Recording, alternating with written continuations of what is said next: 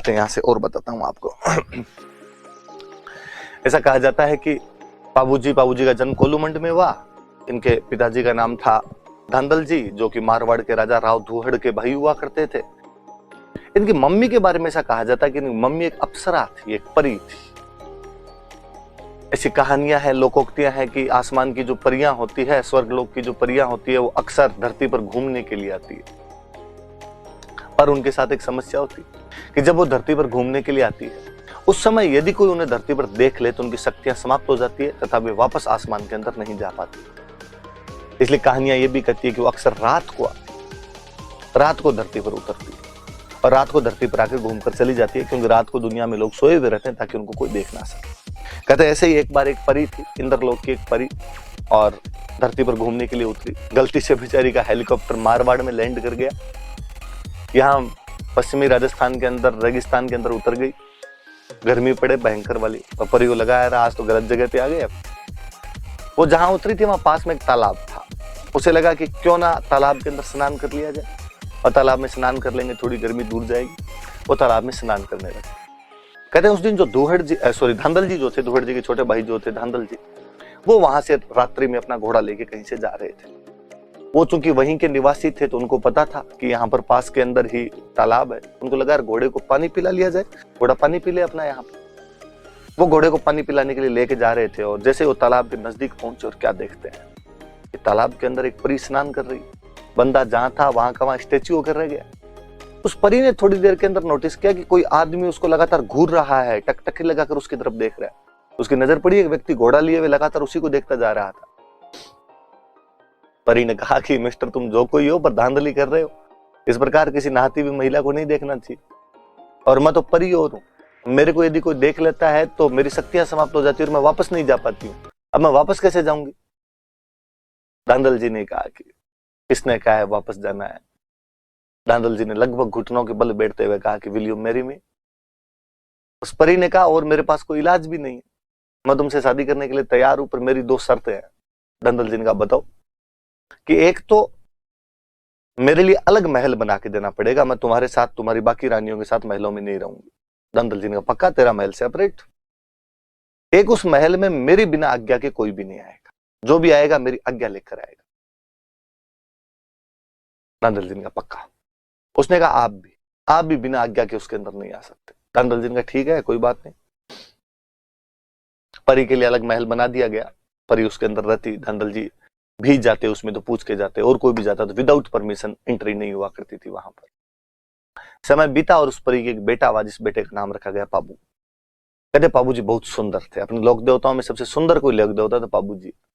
Mummy पे चले गए होंगे, परी पे चले गए होंगे, मुझे लगता है धांधल जी पे चले जाते तो क्या ही सुंदर होते। मारवाड़ का मिनक तो दिल का डाकी एकदम होता होगा, पर पाबू जी उस टाइप के रणबीर कपूर थे, परी के बेटे थे।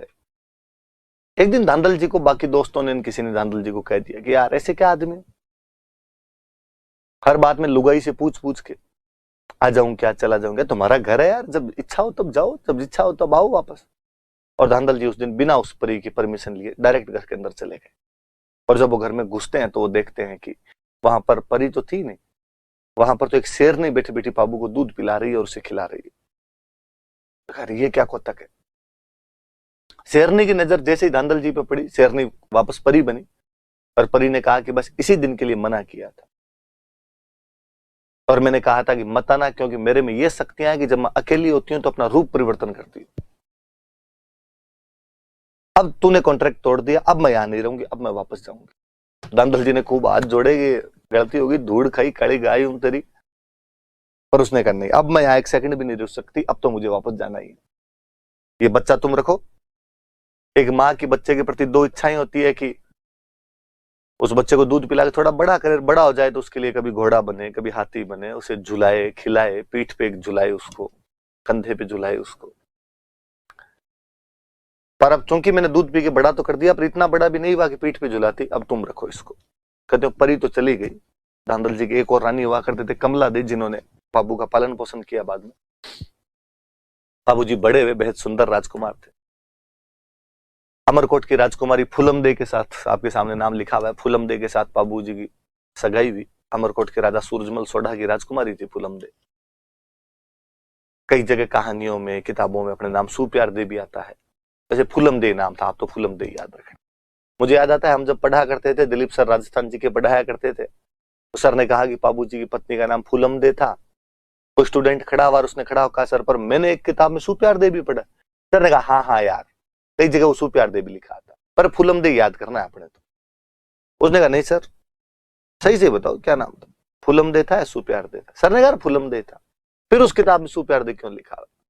तो सर हंसते थे कि नाम तो देखो फूलम दे था, पर बाबू गीत गाया करता था कि दे दे प्यार दे सुप्यार दे, अच्छा प्यार दे, तो एक नाम सुप्यार दे और पड़ गया। तो आप भी वही याद रख लेना। आप बाबू जी के दो सहयोगी थे, उनके नाम थे चांदा और डामा, भील जाति के दो भाई थे। बाबू जी की जो घोड़ी थी उसका नाम था केसर कालमी, जो इनके गांव के अंदर देवल नाम की एक चारण महिला हुआ करती थी, उनकी घोड़ी थी। और इनका मेला कोलूमंड के अंदर चैत्र अमावस्या को लगता है। कहा जाता है कि बाबू जी सगाई हो गई, शादी का दिन आया, बाबू जी तैयार हुए, शेरवानी पहनी, बिनोटे पहने, साफा बांधा, सिर पेच, कलंगी, तुर्रा, एंटीना सब लगाए, फूटने लगे बाबू जी। ये तो बींद वैसे सुंदर लगता है, कोई हो बींद बनता उस दिन सुंदर ही लगता है। बाबू सुंदर थे खुद तो और सुंदर लगे। चांदा और डामा बाबू जी के दो खास सहयोगी, दोनों एकदम अच्छे अच्छे कपड़ों के अंदर राइट लेफ्ट में बाबू जी के खड़े, एकदम दूल्हे के दोस्त दूल्हे के साथ रहे भाई। और चांदा डामा ने बाबू जी अगर बाबू जी यार बाकी सब चीजें जोरदार है, टनाटन है, क्या बींद लग रहे हो, अमरकोट के छज्जे तोड़ दोगे आज। आज आपको देखने के लिए अमरकोट की महिलाएं हवेलियों के छज्जों पर आके देखेगी, दूरबीन लगा लगा के, आपको छज्जे टूट जाएंगे आज, इतनी महिलाएं इकट्ठी होगी। पर यार बाबू जी एक लफड़ा है अपने पास, क्या अच्छी घोड़ी नहीं है अपने पास यार, बींद के नीचे घोड़ी तो अच्छी होनी चाहिए। बाबू जी ने कहा यार अब घोड़े तो अपने पास जो है इनमें से लेके जाना पड़ेगा। और चांदा डामा ने कहा नहीं बाबू जी, अपने गांव में जो देवल है ना, जो गायें रखते हैं खूब सारी, कि हाँ उनके पास एक बहुत सुंदर घोड़ी है केसर कालमी, क्या नाचती है, यदि केसर कालमी आप लेके चलो तो मजा आ जाए। बाबू जी का देख लो, पूछ लो। चांदा डामा गए देवल के पास और जाकर माँ देवल, बाबू जी बींद बने हुए हैं, बारात जा रही है, घोड़ी अच्छी नहीं है, केसर कालमी दे दो तो भली बात हो। देवल ने मना किया। देवल ने कहा मेरे पास गायें हैं, गायें चराने के लिए ग्वाला जाता है तो घोड़ी लेके जाता है, कल को खुदा ना खास्ता गायों की लूटपाट हो जाए, पहले गायों की लूट बहुत हुआ करती, ग्वाले के पास में घोड़ी होगी, फटाफट गांव तो आएगा वापस, गांव आके बताएगा तो सही कि साहब लूटपाट हो गई, वापस गांव से जनता जाए, सैनिक जाए तैयार होके, घोड़ी को बचा गायों को बचा के लेके आए। घोड़ी नहीं होगी तब तक लुटेरे पता नहीं कहां के कहां पहुंच जाएंगे। और बाबू जी की बारात ठेठ अमरकोट जाएगी, जाने में आने में कितना टाइम लगे, मैं घोड़ी नहीं दूं। चांदा डामा वापस आए, बाबू जी आप खुद जाके एक बार ट्राई करो तो देवल दे सकती है, वरना तो नहीं दे। बाबू जी ने कहा मैं ट्राई कर लेता हूं।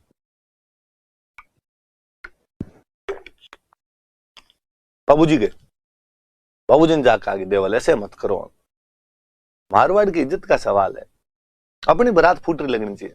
देवल ने कहा बाबू मना कौन करे, राजकुमार को तो मना घोड़ी के लिए किस बात कर किया जा सकता है, समस्या मैंने बता दी वो है।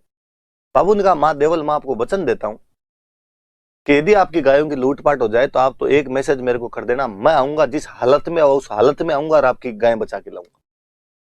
यदि बीच रास्ते में समाचार मिला तो हम तो अमरकोट जाएंगे नहीं, रास्ते से वापस आ जाएंगे। अमरकोट चले गए, तोरण मार रहा वार पता चला तो तोरण मारता बीच में आऊंगा, फेरे बैठा हुआ तो फेरों में बैठा बीच में आऊंगा, स्नान करता हुआ स्नान करता बीच में आऊंगा, खाना खाता हुआ तो खाना खाता बीच में आऊंगा। आपकी गायों की रक्षा जिम्मेदारी मेरी है, वचन दे रहा हूं मैं आपको। और देवल ने कहते हैं कि घोड़ी देती है। बाबूजी केसर कालमी लेके गए, वाकई बाबूजी क्या केसर कालमी पे फूटने लगे।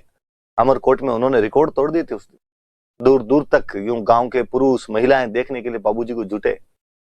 अमरकोट वाले सोडे तो इस बात से जल भुन गए थे कि यार इतनी क्या तारीफ, जितनी तारीफ दुल्हे की उतनी तारीफ घोड़ी की।